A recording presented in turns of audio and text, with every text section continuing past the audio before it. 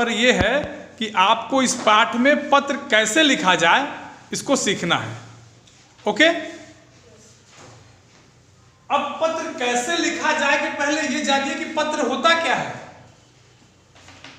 पत्र कैसे लिखा जाए उसके पहले ये जानिए कि पत्र होता क्या है। पत्र क्या है?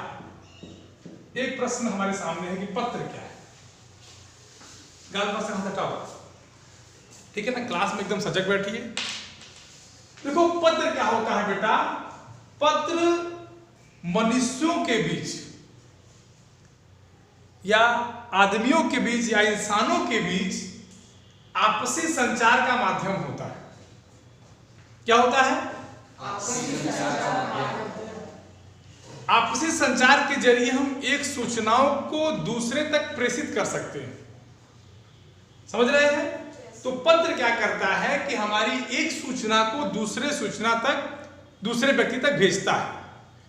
अब चूंकि जमाना आधुनिक हो गया है तो पत्रों का कई प्रकार से प्रयोग किया जाता है।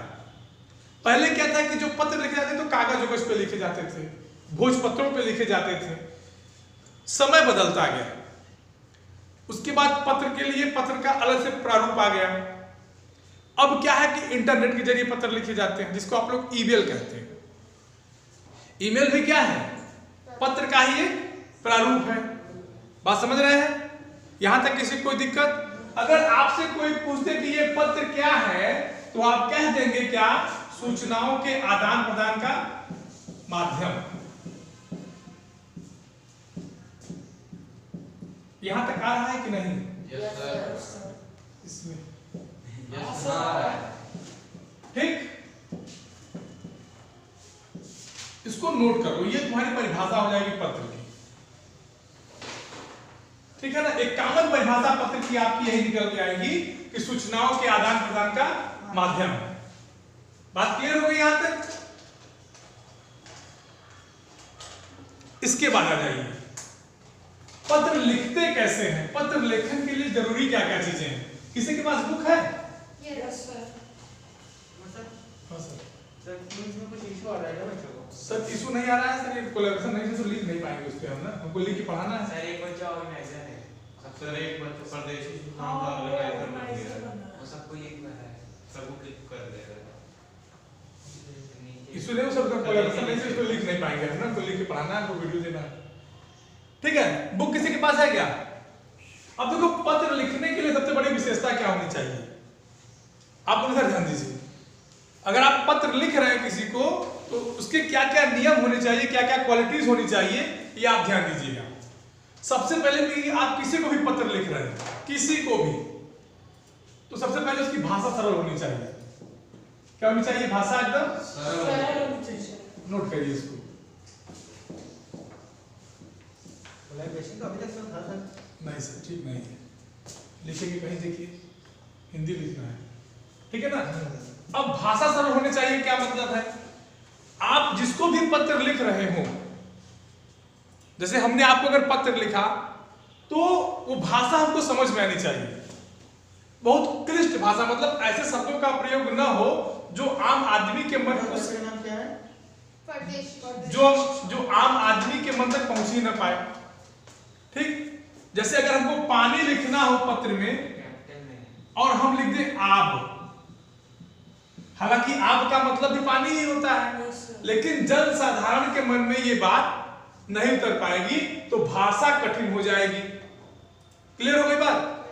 और वो आदमी इस पत्र को समझ नहीं पाएगा। दूसरी बात, एक तो भाषा सर, दूसरी बात होगी क्या? लिखावट स्पष्ट होनी चाहिए। लिखावट क्या होनी चाहिए? स्पष्ट। अच्छा, स्पष्ट क्यों होनी चाहिए? क्योंकि अगर स्पष्ट रहे सर तभी सबको अच्छे से समझ में आएगी। हाँ सर जब अगर लिखावट स्पष्ट रहेगी तभी जो चेक कर रहा होगा तो समझ में आएगी। हाँ, अगर लिखावट स्पष्ट होगी पत्र की तो आदमी पढ़ तो सही सकेगा ना। अब पता लगा हमको लिखना है किसी का नाम, क्या नाम है तुम्हारा, बताओ पीछे। श्लोक। अब देखो, अब हम लिख दे श्लोक। अब बताओ ये लिखावट स्पष्ट है? हाँ? समझ नहीं आएगा। समझ नहीं आएगा। अब इसी चीज को हम इस तरह से लिखते हैं, देखिए अब बताओ इन दोनों में कोई अंतर है? Yes Yes, sir. sir. पूरी चीज क्लियर है? यस सर, और उसमें पूरी चीज क्लियर है। ठीक, इसमें पूरी चीज क्लियर नहीं है। तो लिखावट स्पष्ट होना किसी भी पत्र लेखन की सबसे महत्वपूर्ण विशेषता है। उसके बाद क्या है? भाषा सरल होनी चाहिए। ठीक, उसके बाद एक जो तीसरी महत्वपूर्ण विशेषता है वो ध्यान दीजिएगा। आप जो पत्र लिख रहे हो, बैठ जाओ, आप जो पत्र लिख रहे हैं वो बहुत संक्षिप्त होना चाहिए। ठीक, संक्षिप्त मतलब उसमें काम की चीजें बस होनी चाहिए। संक्षिप्त होना चाहिए। छोटा। नोट करिए। अच्छा, संक्षिप्त होना चाहिए का मतलब आपको जो मैटर लिखना है, जैसे आपको स्कूल की छुट्टी के लिए पत्र लिखना है तो आप धीरे-धीरे दीजिए कि आप क्यों नहीं आ रहे हैं। अब ये मत कहिए कि हमारे घर नाना आ गए थे, 2 किलो मिठाई लेके आए थे, मिठाई खा लिए, ये सब कोई मतलब नहीं है। ठीक है ना? ये जो आपको जो मैटर देना है संक्षिप्तता, आपका जो काम प्रॉब्लम समस्या है उसको एकदम शार्ट में कैसे निपटाएंगे वो देना है। ये पत्र लेखन की सबसे बड़ी विशेषता है। अगर आप स्कूल नहीं आए हैं या आपको चोट लग गई है तो चोट लग गई है पर बस इसको बता दीजिए। अब आप ये न बताइए कि सर हम गए थे सिविल लाइन, आ रहे थे, पार कर रहे थे, गाड़ी वाले ने धक्का मार दिया, गिर के दूर चले गए, दीवार, सब कोई मतलब नहीं है। आपने बता दिया कि सर हमको चोट लग गई है, हम स्कूल नहीं आ पाएंगे, मान लिया जाएगा। ठीक, चलिए उसके बाद देखिए नंबर 4, उद्देश्य स्पष्ट होना चाहिए। क्या होना चाहिए? उद्देश्य स्पष्ट होना चाहिए। अब कहेंगे सर उद्देश्य स्पष्ट होना चाहिए, क्या मतलब होता है? तो जैसे विषय लिखते हैं हम, जो विषय आप पत्र क्यों लिख रहे हैं? उसका उद्देश्य। आप पत्र क्यों लिख रहे हैं, इस चीज का एकदम क्लियरेंस होना चाहिए। आप स्कूल नहीं आ रहे हैं, ठीक, उसका उद्देश्य क्या है कि हमको बुखार है, बस। ये उद्देश्य अगर आप सही निर्धारित कर लिए तो आपका पत्र संक्षिप्त हो जाएगा। ये दोनों महत्वपूर्ण विशेषता है ही। तुम इधर देखो उधर ना देखो, उनका काम वो करेंगे।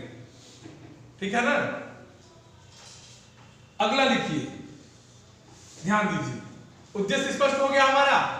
अब उसके बाद मान लीजिए आपने पूरा पत्र लिख लिया है, जैसे आपको कोई पत्र लिखने के लिए कहा गया, आपने पूरा पत्र लिख लिया, तो कृपया करके ध्यान दे करके पत्र को एक बार पढ़ लीजिए कि कहीं कुछ चीज छूट तो नहीं गई है। तो लिखिए, लिखने के उपरांत पत्र को एक बार पढ़ लेना चाहिए।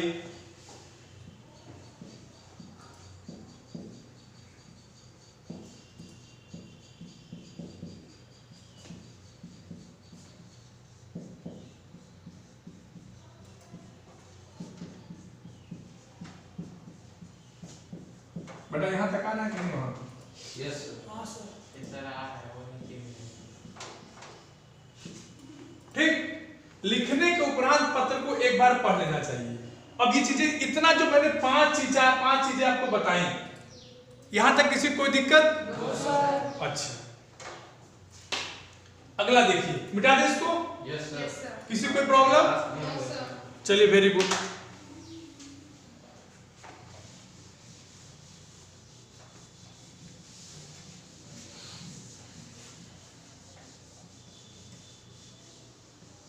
अगला ध्यान दीजिए, जो हमारा 6 नंबर है, ध्यान दीजिए। आप कोई भी पत्र लिखते हो, अपने स्कूल के प्रिंसिपल के लिए लिखिए, चाहे डीएम साहब को लिखिए, चाहे एसडीएम साहब को लिखिए, उस पत्र का कुछ ना कुछ सब्जेक्ट होना चाहिए। विषय आप किस लिए लिख रहे हैं, किस कारण? ठीक, किस लिए लिख रहे हैं, कारण तो उद्देश्य में आ जाएगा। किस लिए लिख रहे हैं तो लिखो पत्र का विषय होना चाहिए। जैसे आप लिखते होंगे, सेवा में श्रीमान प्रधानाचार्य महोदय आर्मी पब्लिक स्कूल, नीचे विषय, स्कूल बीमारी कारण स्कूल ना आने हेतु, पत्र का विषय होना चाहिए।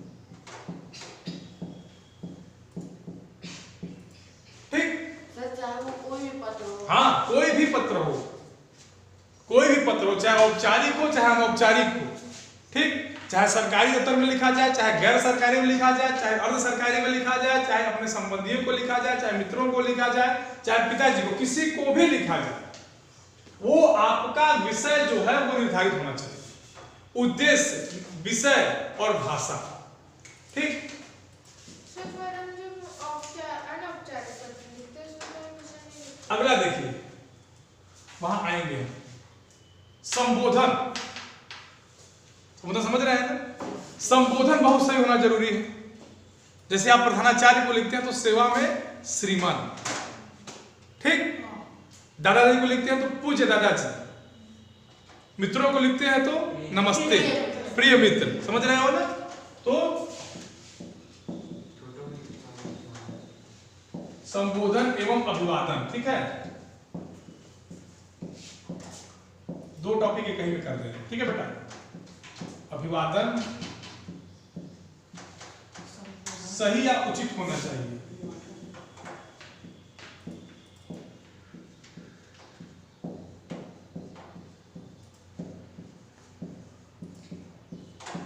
ठीक, क्लियर हो गई बात?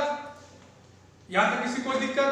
सर अभिवादन बेटा, जैसे आप दादाजी को नमस्ते नहीं कह सकते, प्रणाम कह सकते हैं, या सादर चरण स्पर्श कर सकते हैं। दादाजी को नमस्ते नहीं कह सकते।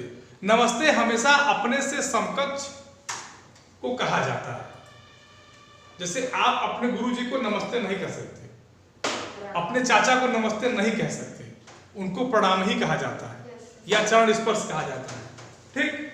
अपने मित्रों को नमस्ते और अपने से छोटों को आशीर्वचन, प्रिय, ठीक, ये कह सकते हैं। खुश रहो, हाँ, लेकिन जब वो प्रणाम करेगा तब, जबरदस्ती नहीं, जब खुश वो रहो। पत्र भेजेगा तब हम रिप्लाई करेंगे। हाँ, ठीक। अब बताइए, मैंने 7 आपको बताए, यहां तक किसी कोई दिक्कत नहीं?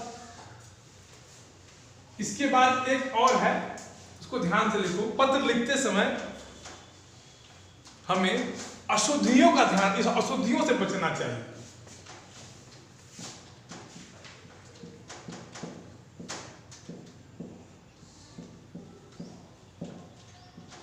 अशुद्धियों से बचना चाहिए।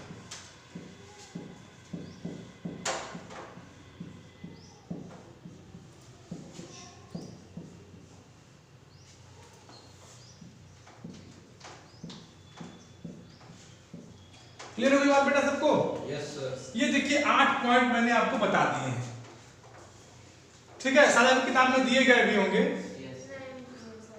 नहीं दिए होंगे ऐसे। सर हमारी वाली बुक में नहीं दी है। अच्छा, तो ये जो मैंने बता दिया है ना, इतना ही अगर आप पढ़ लेते हैं तो आपका काम हो जाएगा। अब इसके बाद आते हैं पत्रों के प्रकार पे। पत्र कितने प्रकार के होते हैं? तो पत्र मुख्य रूप से 2 प्रकार के होते हैं। बिठा दे इसको। आपको जब पूछा जाए कि पत्र कितने प्रकार के होते हैं, ध्यान देना, अगर आपसे पूछा जाए कि पत्र कितने प्रकार के होते हैं तो आप क्या लिखेंगे? केवल 2 प्रकार के। तो नाम नहीं लिखना है, बस सीधे आप ऐसे लिखिए, और जब नाम पूछे तब। पत्र मुख्य रूप से 2 प्रकार के होते हैं, औपचारिक और अनौपचारिक।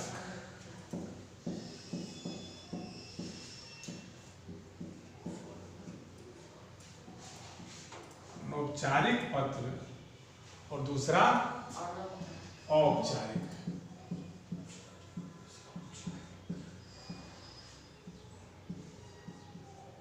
ठीक, बात क्लियर हो गई यहां तक?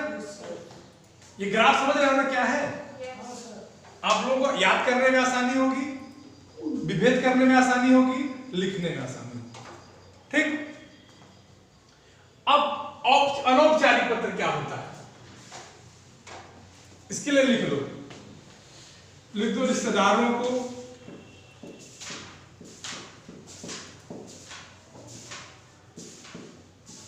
मित्रों को, परिवार में, अन्य सगे संबंधियों को।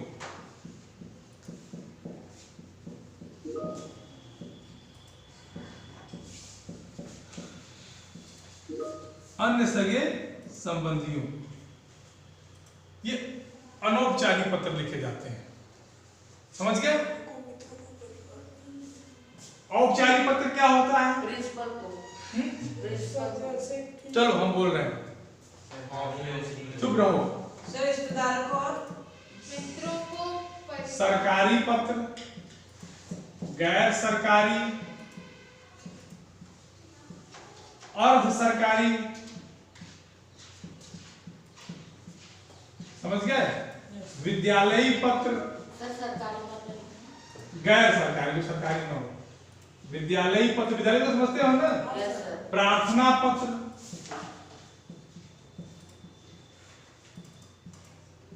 अब इसी सरकारी में आ जाएगा आपका कार्यालयी पत्र।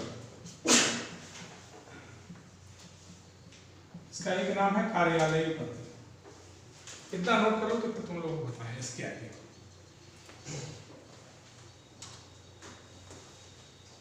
मेरे पास कॉपी भी नहीं है क्या बेटा?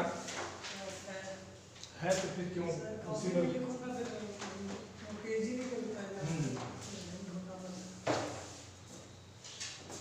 आई सरकारी होगा या सरकारी के नीचे अर्ध सरकारी।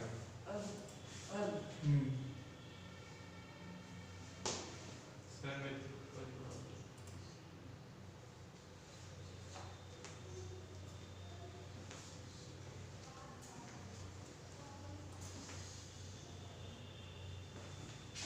ठीक, अब देखो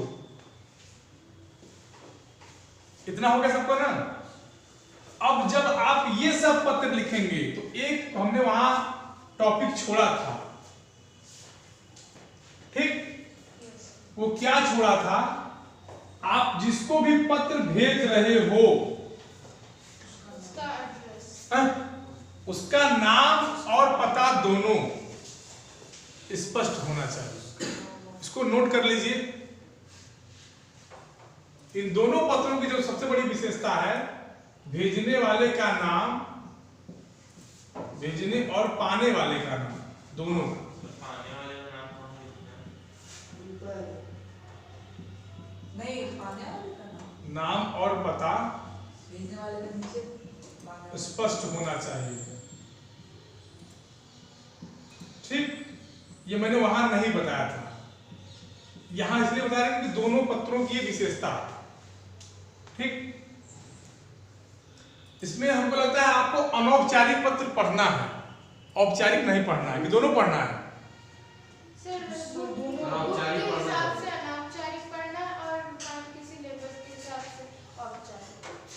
अरे ये कैसे हो सकता है? क्या ही है इसका? चलो कोई बात नहीं, टेंशन मत लो, हम दोनों बता दे रहे हैं।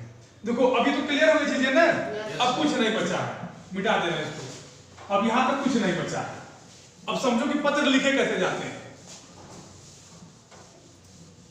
अगर संबोधन जरा देख लो, किसके लिए क्या संबोधन लगाना है। तो अगर जब संबोधन की बात आएगी तो आपको किताब में दिया होगा, थोड़ा सा आप लोग अगर पढ़ना पलटने की जहमत उठाएंगे तो चीजें मिल जाएंगी आपको। अगर इतना कष्ट करेंगे कि पन्ना पलट ले, कुछ काम हो जाए, समझ रहे हो ना, तो चीजें अपने आप मिल जाएंगी। जैसे रिश्तेदारों को, मित्रों को जो संबोधन आप करेंगे, औपचारिक पत्र में आती है बात संबोधन की। किसकी आती है? संबोधन की। अब संबोधन कैसे करेंगे? मान लीजिए परिवार में करना है, तो मान लीजिए दादा दादी करना है, दादा दादी इनके में करना है, क्या करेंगे? पूज्य चरण स्पर्श, यही सब कहेंगे तो ना। पूज्य पूजनी, आप कहेंगे पूज्य पूजनी। ध्यान देना आप किसकी बात कर रहे हैं, बात किसी की जा रही, ध्यान देना। और अनौपचारिक पत्र, अनौपचारिक पत्र कहां लिखे जाते हैं? परिवार में, रिश्तेदारी में, मित्रों, ठीक है, मित्रों में। जैसे लोग वैसा संबोधन। मित्र रहेगा तो